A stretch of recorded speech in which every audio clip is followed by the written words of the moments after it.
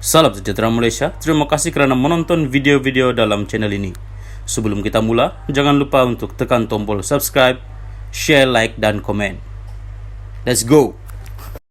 Salam sejahtera dan selamat petang. Salam perpaduan kepada semua pendengar berita panas petang ini di petik dari syahbudin.com.net bertajuk Paling penting, dana berbilion dipunggah bekas PM, bekas Menteri Keuangan itu mesti dapat diambil semula. Berita penuh. Di luar daripada kelaziman, sambutan ambang tahun baru di era Anwar Ibrahim kali pertama sebagai Perdana Menteri malam tadi dimeriahkan dengan munajat serta doa kepada Allah di Masjid Putrajaya. Tiada sambutan dengan hiburan, nyanyian, pergaulan bebas serta tembakan bunga api ke udara sebagaimana kelaziman. Kali pertama juga, perutusan khas tahun baru disampaikan oleh Perdana Menteri di dalam masjid dengan dipancarkan ke seluruh negara melalui penyampaian tanpa teks yang memberi gambaran tulinnya keikhlasan yang terpancar dari lubuk hati penyampainya. Perutusan yang disampaikan pula penuh dengan pesanan serta nasihat, memperlihatkan iltizam kebersamaan untuk membela rakyat, memperjuangkan keadilan, menangani rasuah dan membina semula negara. Apabila menyebut mengenai rasuah dan membina semula negara, ia tentunya tidak terlepas daripada memperkatakan kecurangan, silam, yang walaupun sesetengah pihak merasakan tidak perlu lagi diungkit cerita-cerita lama.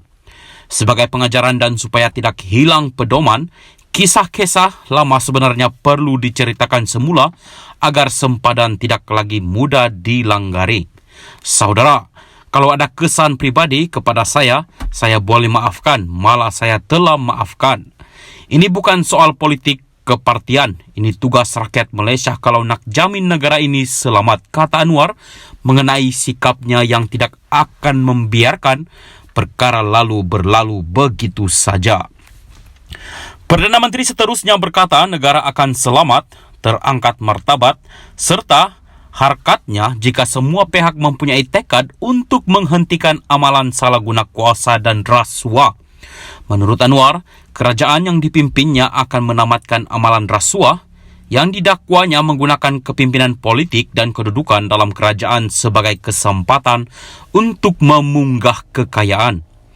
Walaupun tidak menyentuh secara langsung pentadbiran atau nama pemimpin yang dimaksudkannya, namun beliau menyebut pihak berkenaan sebagai pernah menjadi Menteri Keuangan dan bekas Perdana Menteri sebelum ini. Saya nak sebut bahawa sikap kita jelas. Negara ini negara hukum. Badan penguatkuasaan diberi kuasa sepenuhnya untuk memantau.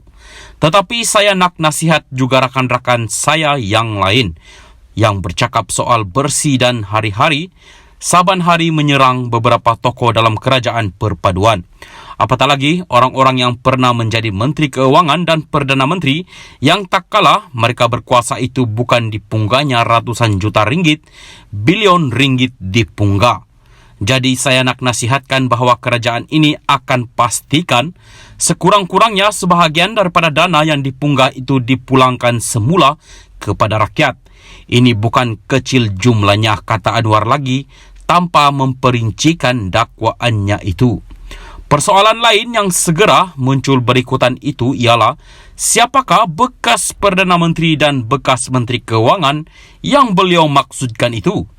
Adakah ia Tun Mahathir Mohamad yang pernah memegang jawatan Menteri Keuangan ketika menjadi Perdana Menteri? Adakah ia Daim Zainuddin, bekas Menteri Keuangan ketika era Tun Mahathir? Apakah ia Najib Razak yang ketika menjadi Perdana Menteri turut memegang jawatan Menteri Keuangan? Ataukah ia Mahyadin MD Yassin yang ketika menjadi Perdana Menteri telah menguatkuasakan darurat lalu banyak perbelanjaan kerajaan dilihat meragukan? Siapapun mereka, yang penting sebagaimana disebut Anwar dalam perutusan khas tahun barunya malam tadi, badan penguatkuasaan harus memikirkan bagaimana hela dan cara supaya jangan rakyat miskin terpukau dengan janji dan slogan kononnya bersih, padahal diselaput dengan ratusan juta kekayaan yang telah dipunggah dan sekurang-kurangnya sebahagian daripada dana yang dipunggah itu dipulangkan semula kepada rakyat. Ini benar-benar merupakan azam tahun baru yang pelakunya serta pengembalian dana yang dipunggah itu dapat disaksi sendiri rakyat akhirnya. Jika tidak, perutusan khas dalam masjid malam tadi tidak bermakna apa-apa. Syahabuddin Hussein, 1 hari bulan 1 2023. Sekian berita. Salam perpaduan. Bye-bye. Salam sejahtera dan selamat petang. Salam perpaduan kepada semua pendengar berita petang ini dipetik dari Astro Awani bertajuk "Ini Tidak Adil. Syahidan dakwa ahli Parlimen PN tidak dapat peruntukan." Berita penuh. Arau. Ahli Parlimen Arau Datuk Seri Syahidan Kasim mendakwa keputusan Kerajaan Perpaduan yang dipimpin Datuk Seri Anwar Ibrahim untuk tidak memberikan peruntukan kepada ahli-ahli Parlimen Pembangkang sebagai tidak adil.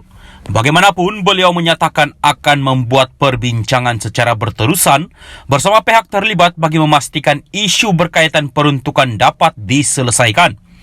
Di Parlimen, kita memang lain. Walaupun nama Kerajaan Perpaduan, tetapi kami ahli Parlimen daripada Perikatan Nasional tidak dapat peruntukan, manakala ahli Parlimen daripada Pakatan Harapan dapat peruntukan. Itu sudah sesuatu, bak kata Allahyarham P. Ramlee, ini tidak adil. Walau bagaimanapun, kita akan bincang perkara ini berterusan dan dapat manfaatkan semua pihak, kata Syahidan. Syahidan berkata demikian pada sidang media selepas pelancaran Pertubuhan Perpaduan Ummah di Pusat Hikmat Parlimen Arau, Kubang Gajah pada Sabtu. Awal Disember lalu, Ketua Penerangan PAS, Khairil Nazim Khairuddin, menyatakan bahawa kerjasama baik antara kerajaan dan pembangkang boleh dilaksanakan sekiranya Perdana Menteri Datuk Seri Anwar Ibrahim dapat mengutamakan pemberian peruntukan ahli Parlimen dengan sama rata. Ahli Parlimen Jerantut itu menerusi satu kenyataan di Facebooknya berkata, perkara berkenaan merupakan antara janji termaktub dalam manifesto Pakatan Harapan PH yang kini menerajui Kerajaan Persekutuan. Sekian berita, teruskan bersama channel ini.